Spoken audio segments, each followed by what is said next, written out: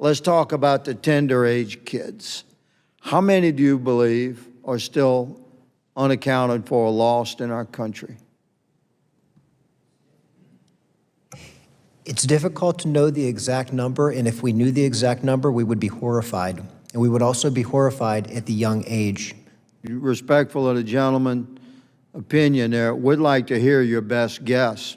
We had 300,000, we have roughly estimated, came across the border. We've located, in, to some extent, about half of them. That leaves about 150,000. Of those, I estimate about 75,000 are still unaccounted for tender age children. Am I accurate at all, or and please correct me if I'm not? I believe the number was closer to 463,000 that came across the border during the Biden administration, of which there was a Office of Inspector General report that came out in August of 2024 citing that 324,000 of those children were unaccounted for. We read that. We're trying to get our heads wrapped around.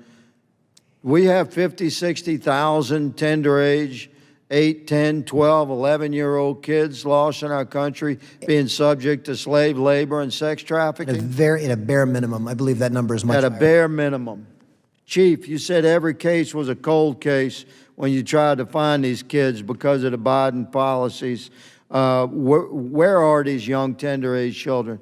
Let's use a round number just to be conservative. Let's say there's 50,000 still lost in our country, 10, 11, 12-year-olds. Where are they, Chief? Yeah, I would agree that that number is around that 50, 60,000 mark, only because the majority were 14 to 17-year-old, which means... Are they in densities of population Yes. that could be loosely identified as sanctuary cities? Absolutely. So to your, yeah, absolutely, that's where they're going to be, because that's where most of these people can be protected.